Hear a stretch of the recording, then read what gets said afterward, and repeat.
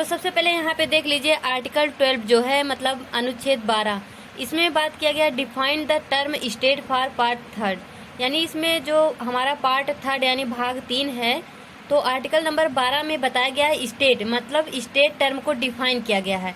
अब स्टेट होता क्या है, अब हमको ये पता होता है कि स्टेट मीन्स राज्य, यानी राज्य मीन्स हमारा जैसे उत्तर प्रदेश, महाराष्ट्र, मध्य प्रदेश, इस तरह से हम समझते हैं, लेकिन वो स्टेट नहीं होता है। हम जहाँ भी स्टेट टर्म आएगा उसका मतलब ये समझेंगे कि हर वह एंटिटी यानी हर वह चीज़ जो सरकार से 1 भी रुपया लेती है, जहाँ पे सरकार का 1 भी रुपया लगता है, उसे हम स्टेट बोलते हैं। यानी जैसे कोई भी सरकारी स्कूल हो गया, कोई भी सरकारी संस्था हो गई, वो सब उन सब चीज़ों को हम स्टेट बोलते हैं। यानी यहाँ पे अब जहाँ भी स्टेट टर्म आएगा वहाँ पे आप ये मत समझना कि किसी राज्य की बात हो रही है, वहाँ पे बात होती है हमारे मतलब ऐसी संस्था की जो भी जिसमें सरकार का पैसा लगा हुआ हो, उसको हम स्टेट बोलते हैं।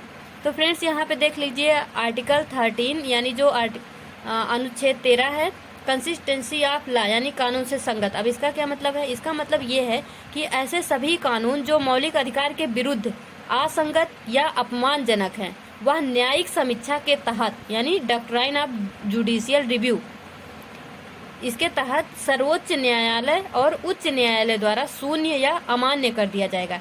यानी वही बात इसमें आर्टिकल 13 में ये बताया गया कि कोई भी ऐसा कानून जो हमारे मौलिक अधिकार का उल्लंघन करे, उसको सर्वोच्च न्यायालय या उच्च न्यायालय द्वारा निरस्त कर दिया जाएगा या शून्य कर दिया जाएगा। तो फ्रेंड्स यहाँ से हम देखते हैं राइट टू इक्वलिटी यानी समानता का अधिकार। तो समानता का अधिकार जो है इसको 14 से 18 तक बताया गया है। तो सबसे पहले देखिए आर्टिकल 14 यानी अनुच्छेद 14, इसमें बताया गया है equality before law and equal protection of laws, यानी विधि के समक्ष समता और विधियों का समान संरक्षण। अब इसका ये मतलब है कि विधि के समक्ष समानता यानी जो भी कानून होगा वह सभी व्यक्तियों पर लागू होगा, मतलब जो भी अधिकार है, जो भी फंडामेंटल राइट्स है, वो सभी व्यक्तियों के लिए समान होगा, चाहे वह भारतीय हो या फिर विदेशी हो। ठीक है। अब यहाँ पे क्या है, विधियों का समान संरक्षण। अब इसका ये मतलब है कि समान परिस्थितियों में लोगों के साथ समान व्यवहार किया जाएगा। यानी अगर मान लो जैसे कोई भी व्यक्ति है वो कोई जुर्म करता है, तो अगर वो बहुत जैसे मान लो कोई एक राजा का बेटा है, कोई एक प्रजा का बेटा है, और दोनों ने समान जुर्म किया है, तो दोनों के लिए समान ही मतलब कानून लगेगा। वहाँ पे ऐसा नहीं किसी के साथ भेदभाव नहीं किया जाएगा। तो इसका यही मतलब है। यहाँ पे देखिए फ्रेंड्स अनुच्छेद 15 यानी आर्टिकल 15, यहाँ पे बात किया गया कि धर्म, जाति, लिंग या जन्म स्थान के आधार पर भेदभाव का निषेध। यानी कोई भी व्यक्ति हो, वो किसी भी धर्म का हो, किसी भी जाति का हो या लिंग का हो या उसका कोई भी जन्म स्थान हो, उसके आधार पे उसके साथ भेदभाव नहीं किया जाएगा। राज्य का मतलब वही है जो भी मतलब ऐसी एंटिटी जो भी सरकार से, जहाँ पे सरकार का 1 भी रुपया लगा हो, उसी को हम राज्य बोलेंगे। राज्य महिलाओं और बच्चों के लिए विशेष व्यवस्था कर सकता है। इसका ये मतलब है जैसे अगर कहीं ज़रूरत पड़े मतलब महिलाओं और बच्चों के लिए, तो उसको मतलब कानून बना सकते हैं। वहाँ पे मतलब इसको पॉजिटिव डिस्क्रिमिनेट किया जा सकता है।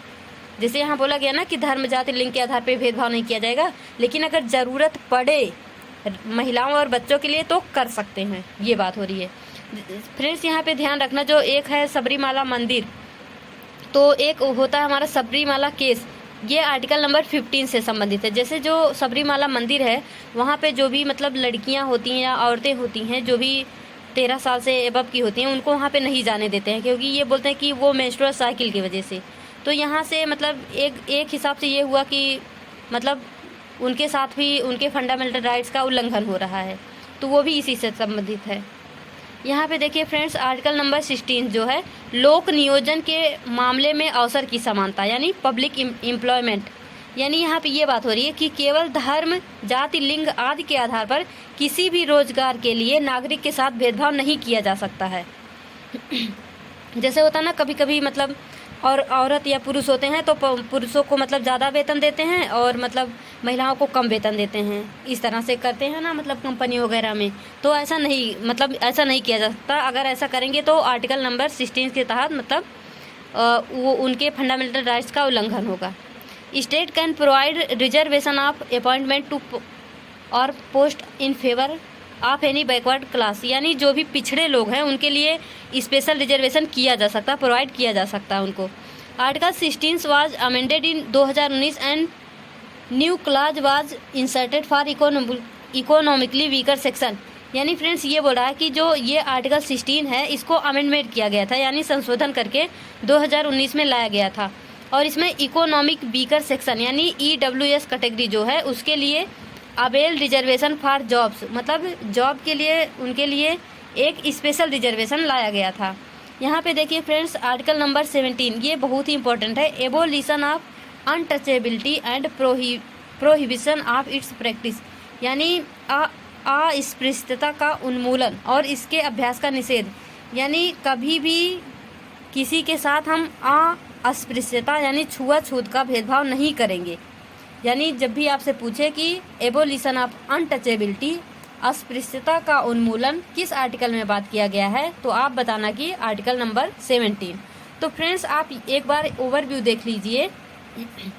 जो हमारा राइट टू इक्वलिटी है हमने आपको ये बताया कि ये 14 से 18 तक इसकी बात की गई है। आर्टिकल 14 में विधि के समक्ष समानता, विधियों का समान संरक्षण, और आर्टिकल 15 में धर्म, जाति, लिंग या जन्म स्थान के आधार पर भेदभाव का निषेध। आर्टिकल 16 में लोक नियोजन के मामले में अवसर की समानता, और आर्टिकल 17 में अस्पृश्यता का उन्मूलन और इसके अभ्यास का निषेध, यानी किसी के साथ भी छुआछूत का भेदभाव नहीं किया जाएगा। तो फ्रेंड्स इस वीडियो में हम यहीं तक देखते हैं, नेक्स्ट वीडियो से हम आगे कंटिन्यू करेंगे। तो तब तक के लिए all the best, be happy, be positive.